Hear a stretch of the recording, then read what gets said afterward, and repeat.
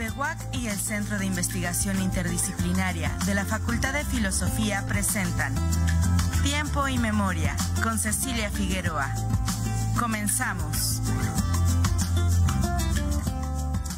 Hola, buenas tardes, bienvenidos a una emisión más de este programa.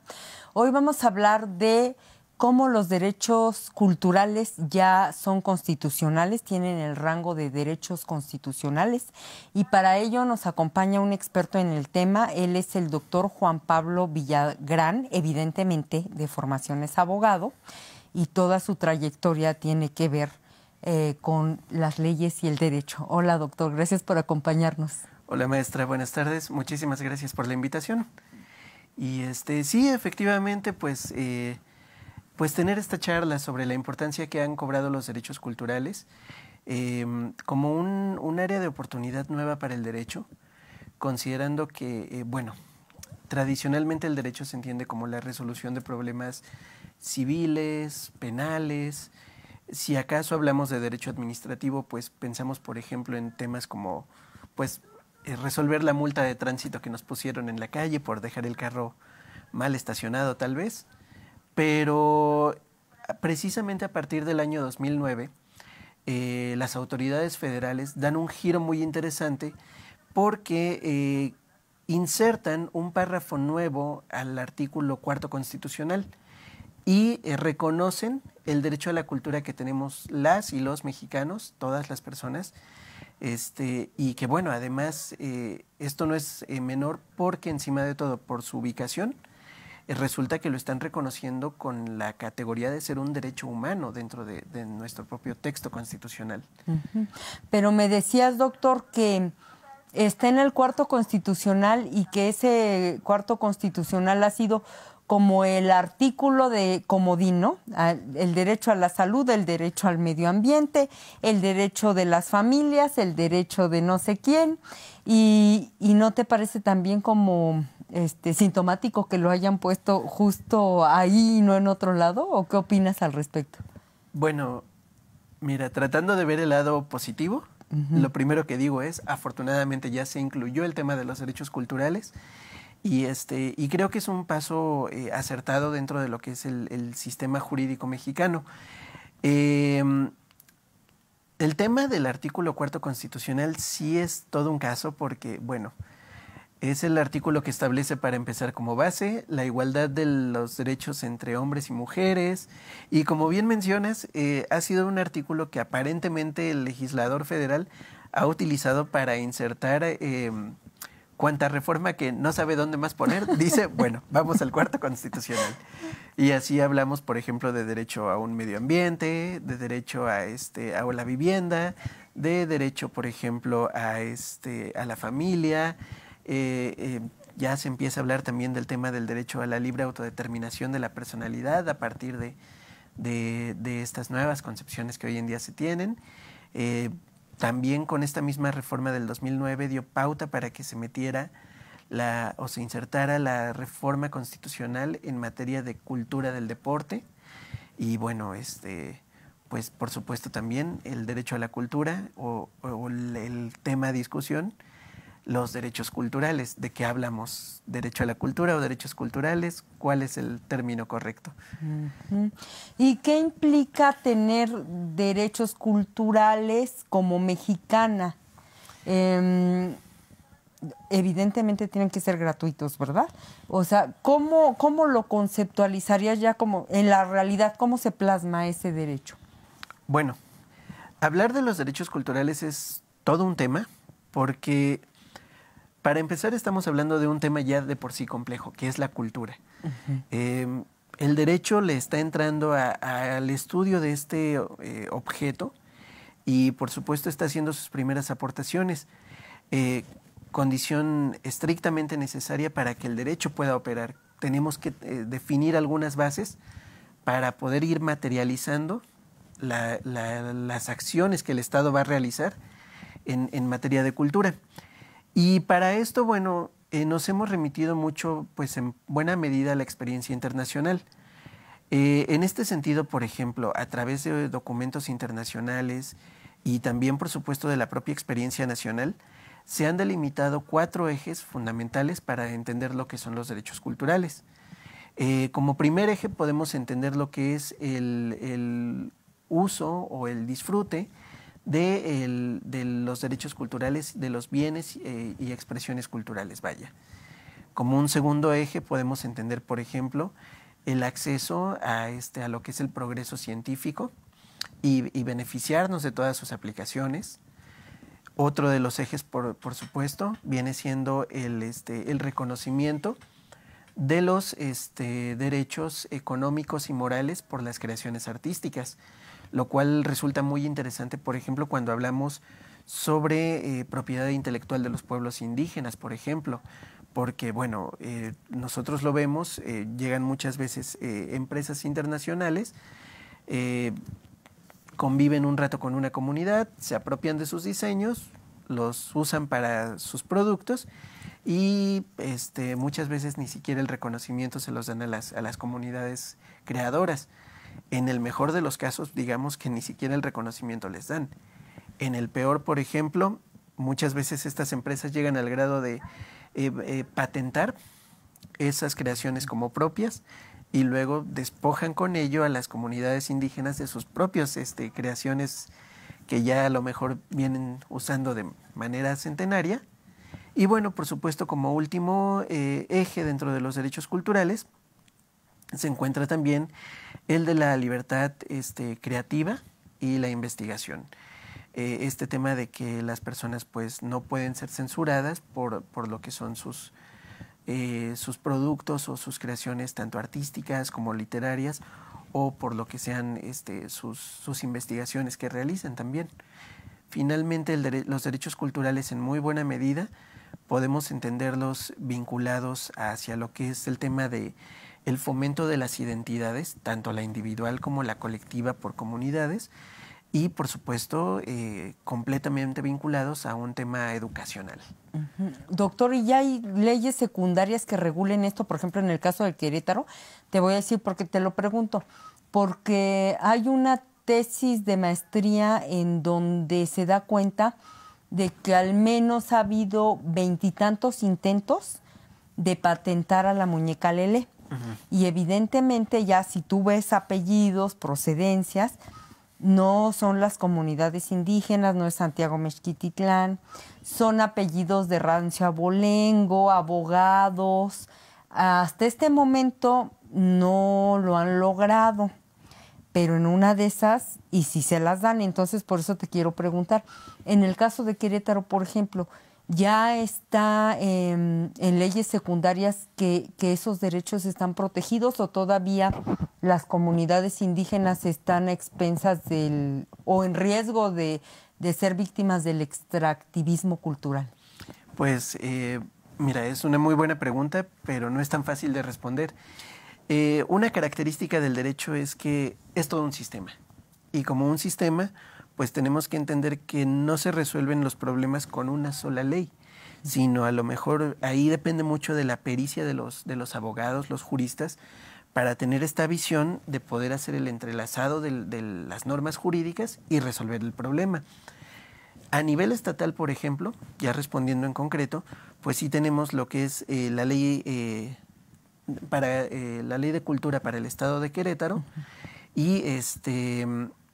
y también hay leyes protectoras en materia de pueblos indígenas en sentido estricto. Entonces, estas dos leyes hay que entenderlas en conjunto, pero a su vez hay que integrarlas, por ejemplo, a las leyes de derechos de autor, a la Ley General de Cultura, incluso al artículo 2º constitucional que habla sobre la pluriculturalidad de la población mexicana y esta composición tan heterogénea que tenemos la población del país. Entonces, sí hay leyes en materia cultural en Querétaro, son un buen acercamiento, por supuesto, pero para potencializar su alcance hay que entenderlas dentro del sistema y pues ahora sí que enriquecer este discurso en la praxis jurídica. Y también hay algunos riesgos.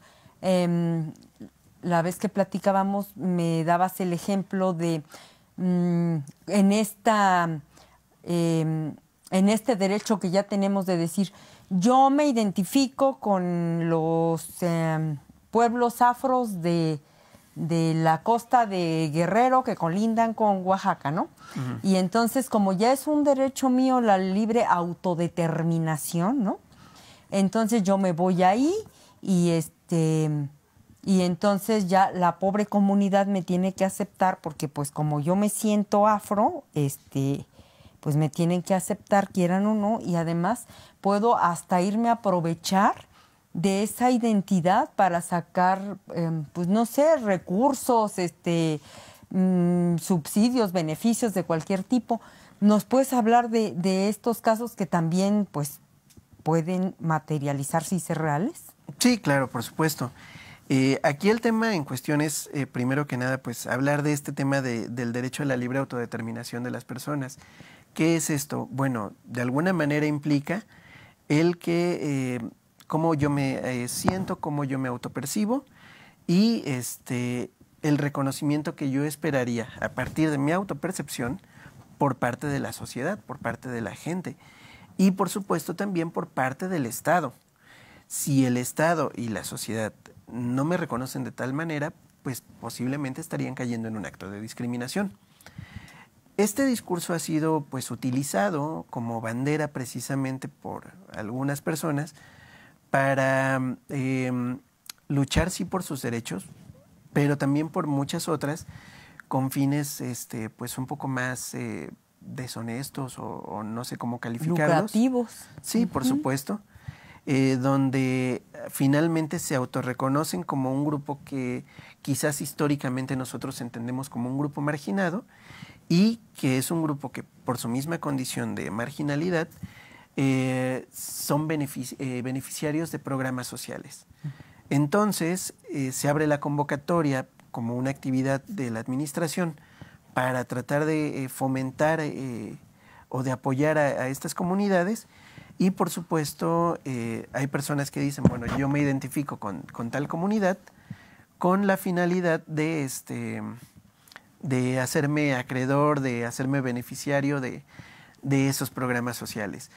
Ahí pues, bueno, tan siquiera uno podría pensar en el mejor de los casos, pues le asignan el programa social y ya, pero también como esos programas muchas veces son limitados, el problema es que quizás sí le está quitando la oportunidad de acceder a esos beneficios a alguien de la comunidad que en verdad lo necesite.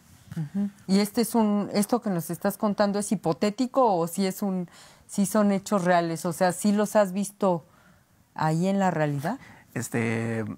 Bueno, dinos la verdad. Diciendo el pecado, pero ¿Sí? no los pecadores, sí es algo que se ha visto en los últimos años y que no tenemos que ir muy lejos. Dentro del estado de Querétaro está sucediendo. Así es. Querétaro como estado, pues evidentemente todavía tiene una alta población indígena y centros de población que tienen esta característica de ser centros indígenas y que han sido pues objeto han sido la mira de este tipo de personas. Uh-huh. Entonces sí son casos que han ocurrido, que están ocurriendo y que pues también debemos de mirar con cierto cuidado y con ojo crítico para establecer los mecanismos de control. Es muy curioso porque hoy en día, por ejemplo, el Estado, desde esta perspectiva de no caer en discriminación, que digo, al final del día también es un derecho humano la no discriminación, pues ha permitido, o pareciera que está permitiendo el acceso de todas las personas a todas las situaciones. Pero desde la perspectiva de los derechos humanos, hoy en día se dice, bueno, es que hay que entender que ningún derecho humano es absoluto. Pero nos falta todavía llevar a la mesa esta discusión y empezar a ponderar efectivamente dónde sí podemos hablar de discriminaciones y dónde podemos hablar también de identidades reales y lograr este punto de equilibrio. Hablando de estos extremos, Uh-huh. Por favor, platícanos de estos casos que a mí me dejaste con la boca abierta y que yo te decía que quizá porque soy un poco intolerante, no lo sé, pero que ya rayan para mí como en una esquizofrenia colectiva de...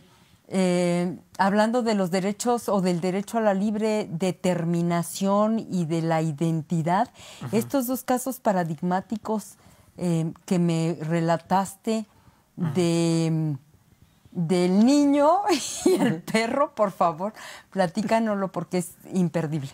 Bueno, sí, son dos casos que se han dado en el extranjero.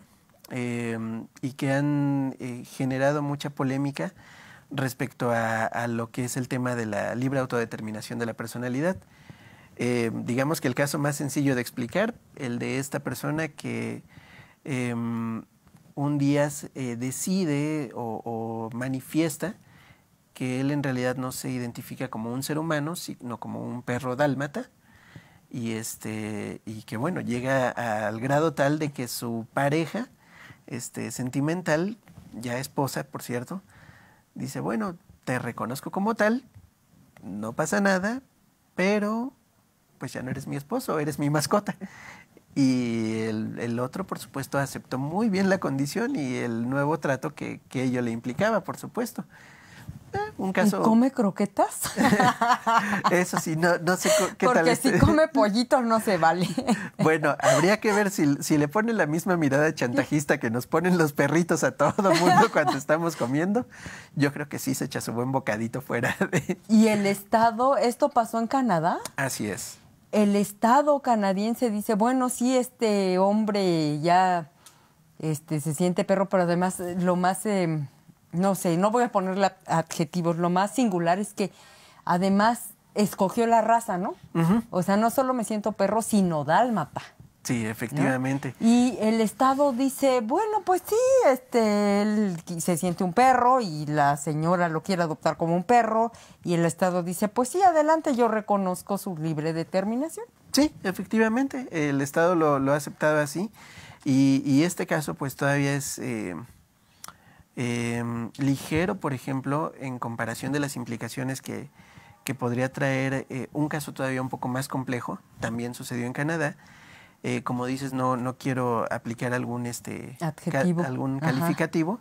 Sin embargo, en Canadá ocurre un caso muy peculiar porque una pareja de señores mayores, ya con hijos grandes, bueno, un día el esposo dice...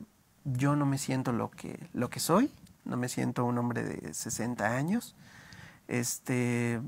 Me identifico más como una niña de 5 años. Entonces, pues presenta toda su solicitud, el Estado efectivamente lo reconoce como tal y toma una serie de acciones congruentes con lo que se debería de hacer con un niño de 5 años. Pero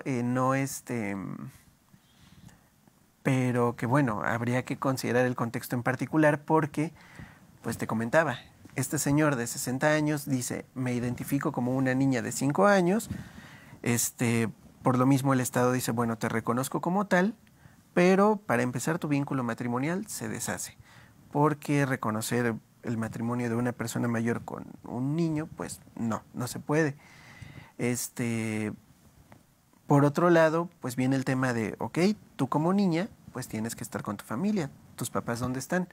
No, pues es que ya fallecieron. Ah, bueno, te declaro en orfandad. Y va a parar a un orfanatorio donde la adopta una pareja y el Estado las obliga a... A una pareja de 2 mujeres. Ajá, a una pareja de 2 mujeres. Ajá. El Estado las obliga como madres adoptivas a garantizar el derecho a la educación de la niña, entonces tienen que ingresar a esta niña a un preescolar, a un jardín de niños y bueno, creo que ya la historia pues se sigue escribiendo.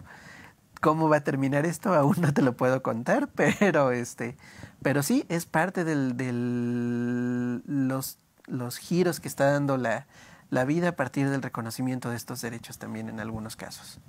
Híjole, pero además ahí, fíjate cómo se rompen hasta la edad biológica, ¿no? Porque seguramente estas 2 chavas que adoptaron este señor, biológicamente ellas podrían ser hijas del señor, ¿no? Sí, por supuesto. Aquí estamos hablando de un periodo muy curioso o una serie de cambios muy curiosos porque, bueno, socialmente ya estamos hablando de reconocer, por ejemplo, personas transexuales, transgénero, transedad,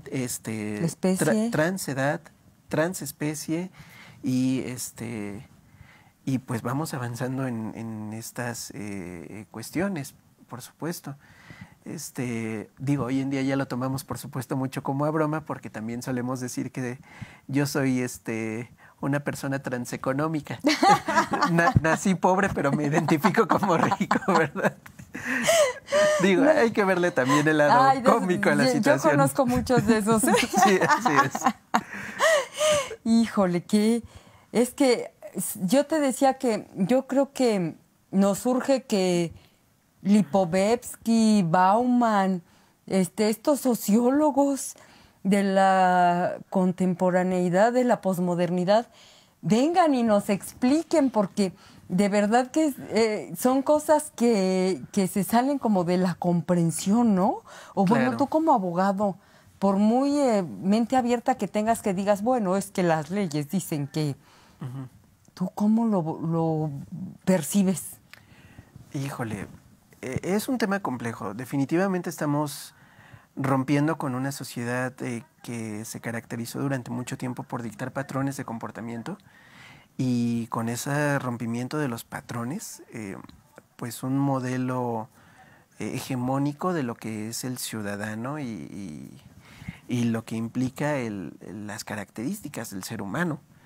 Entonces, hoy en día la sociedad, bien que mal, está pasando por este proceso de cambio donde se está abriendo a reconocer la heterogeneidad, y creo yo que pues estamos justamente, somos las generaciones, y digo porque los que estamos ahorita lo estamos viviendo, sufriendo, viviendo, disfrutando según la perspectiva de cada quien, por supuesto, con nuestras propias percepciones, y seguramente nuestros hijos y nuestros nietos también lo vivirán y lo sufrirán o lo disfrutarán, pero somos las generaciones que estamos viviendo este cambio. Ya quién sabe cuál sea la generación a la que le toque ver ya sobre la marcha, sobre lo aprendido, cuáles fueron los errores, cuáles fueron los aciertos, y empezar a construir una sociedad más estable. Nosotros, por ejemplo, como generación actual, pues venimos legando el discurso de la posguerra. O sea, pensemos que tan solo un evento que ocurrió hace 70 años y que marcó, por supuesto, a toda la humanidad, nos hizo voltear a, ok, hay que reconocer que los derechos no es algo que el Estado te otorgue, sino que es algo que tienes por el mismo hecho de ser humano, de ser una persona. Y entonces caímos en el discurso de los derechos humanos, que es lo que hemos aprendido durante 3, 4, 5 generaciones y que hemos ido perfeccionando o que hemos ido desarrollando. Hoy en día, pues digo, bueno, ya satisfacimos los derechos humanos primarios, digámoslo así, o ya los tenemos más definidos al menos, no satisfechos, por supuesto, porque pues nadie tiene la vida asegurada, nadie tiene su patrimonio seguro, la libertad de tránsito todavía está muy limitada, por ejemplo, y no hablo por el tráfico que hay en las ciudades, por supuesto, pero al menos son derechos un poco más estabilizados. Y hoy en día pues hablamos de una nueva gama de derechos, como son precisamente todo este tema de los derechos culturales, el derecho a la libre autodeterminación, entre otros. Ok. Pues doctor Juan Pablo Villagrán, muchas gracias por habernos acompañado en Tiempo y Memoria. No, pues muchísimas gracias por la invitación. A ti. Y a nuestros televidentes nos vemos en la próxima emisión. Buenas tardes. TV UAC y el Centro de Investigación Interdisciplinaria de la Facultad de Filosofía presentaron Tiempo y Memoria con Cecilia Figueroa. Gracias por acompañarnos.